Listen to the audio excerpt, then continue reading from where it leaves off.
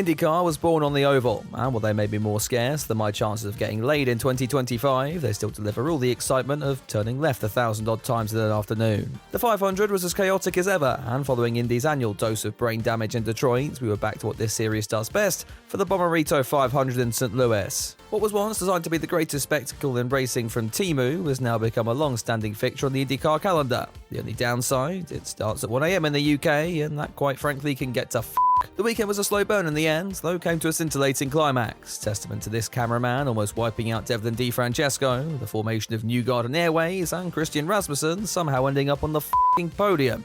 Yeah, I think it's about time we rolled that intro.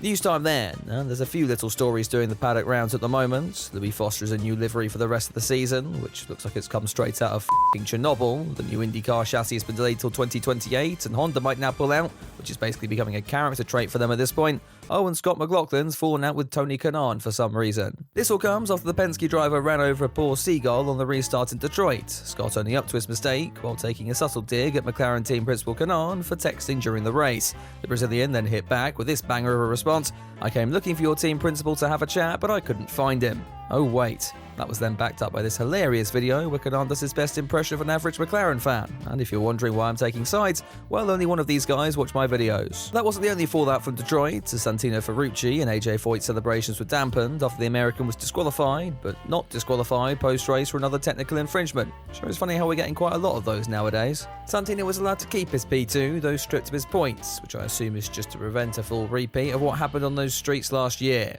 Right, should we get to some turning left now then?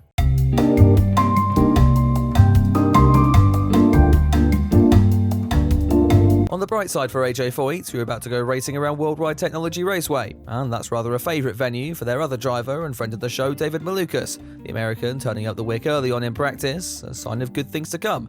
Now please God don't let that age badly. Alex Rossi's 2025 struggles would manifest themselves early on. The American's been quick at times this season, although that's pretty difficult to showcase when your ECR machine is about as twitchy as this chicken on a power line. Championship leader Alex Palou was running new colours this weekend, but not having the most ideal of starts. The engine cover off his car whilst his team sat around, seemingly playing a game of soggy biscuit. Yeah, you cover up the evidence, you dirty boy. If you can't tell, there wasn't a whole lot going on in this session. The Fox team prepared for this though, with a copy of GoldenEye in the commentary box. Alex Rossi, meanwhile, chose Solitaire as his game of choice, just so he can remember what it feels like to beat somebody. Anyway, Joseph Newgarden into the session on top, Penske looking forward to actually being able to qualify on an oval, and let's get to that then, shall we?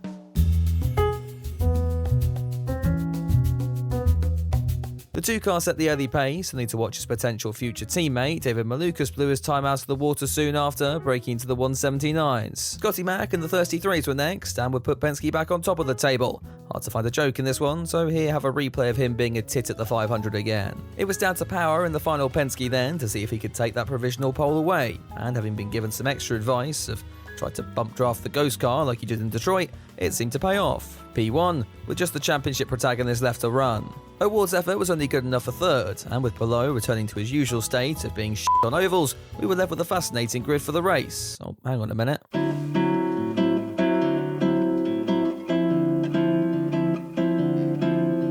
Yep, apparently we've not practiced enough turning left in this one, and first up we have highline practice. New territory for Prema rookie Robert Schwartzman. Definitely not a highline in Tel Aviv. I'm going to hold back the joke on this one. One person not out on track was Bommarito master Joseph Newgarden. The Penske machine had a sensor issue restricting his running, but don't worry, apparently it's all fixed now. Just don't concern yourself about all that smoke, I'm sure Indy cars are meant to do that. The two car getting out for the final 40 minutes of running appeared to upset teammate McLaughlin for some reason. The three machine acquainted Newgarden with the pit wall, which as it turned out would be rather apt foreshadowing for later on. Newgarden's frustration would only build throughout the session, the team pulling him out early for as yet undisclosed reasons. Meanwhile, Dixon would show everybody what he'd been practicing in his week off: attempted homicide.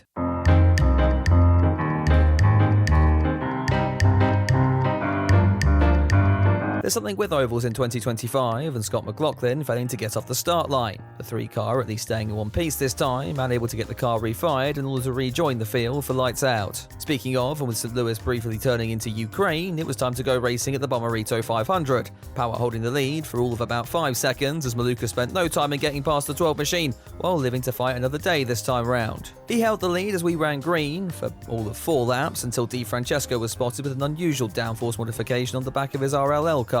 That forced Malukas to get defensive on the restart as Conor Daly began making moves up the order further back. The American falling in love with the high line in this one as he politely told Newgarden to go f*** himself and instead powered all the way up to 4th. Despite there being so much action on track, our attention was glued to the top left of the screen as Fox got to control Devlin Di Francesco from the third person perspective until he stopped responding and was flattered by some poor cameraman.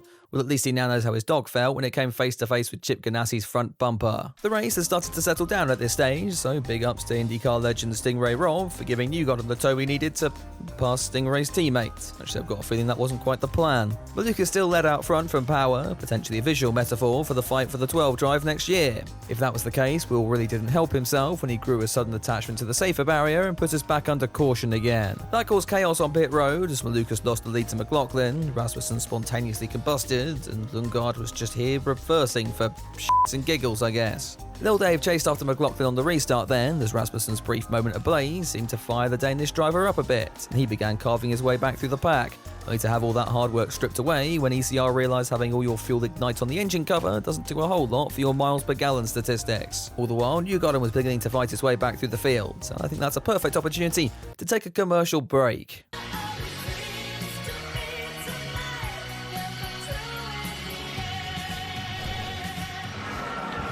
Huge accident. Joseph Newgarden upside down on the front straight. You know, sometimes the comedy review really just writes itself. Louis Foster decided he didn't want to be an IndyCar driver anymore, much better fancying his chances as a race strategist for Joseph Newgarden. Here he is, deciding it's time for the 2 car to come into pit road. That caused even more drama under caution as Malukas snatched back the lead from the 33s, only to see both cars awarded with penalties because this guy's not allowed to win here apparently. That meant O'Ward would lead the field to green, with Daly and Kirkwood in hot pursuit, and Malukas charging forward from 4th. He'd make it back up to the rostrum as Daly muscled his way through to the lead. Rasmussen was also back in the top 5, which, as per usual, we're putting down to the wild shithousery of IndyCar strategy. On that subject, it was time for the leaders to come into the pits. That gave us another battle between Malukas and Kirkwood, and yep, just bear with me, I'm about to jump off the nearest bridge. The yellows came out, though miraculously the 4 car was okay. When we got back racing, Dixon was now the one in the lead. Yeah, I just don't know either. Same applies to how the field then managed to go 4 wide and not audition for the next SpaceX launch in the process. Just one last set of stops to contend with then, and finally some strategy I can understand. Kirkwood the first of the front runners to pit and set undercut, allowing him to snag the lead off Dixon, whose Ganassi crew made it rather easy by identifying as f***ing useless. That gave us a 20-lap shootout then between the Andretti of Kirkwood, towards McLaren, and Christian Rasmussen. Now, what is going on here? Christian would narrowly miss out on second, but since whoever's writing the IndyCar scripts this year has all the imagination of a dementia patient, Kirkwood came across the line to take his 3rd Grand Prix victory of the season. And with Palou down the order, maybe this championship isn't quite over yet. Oh, never mind, I'll just go f*** myself. A pretty thrilling race though, one that if I had stayed up for, I'd probably still think I've been dreaming of. Fair play to Christian Rasmussen, who's received his fair share of shade these last 2 years on the comedy review, the Danish driver finally finding a friend in his first IndyCar trophy.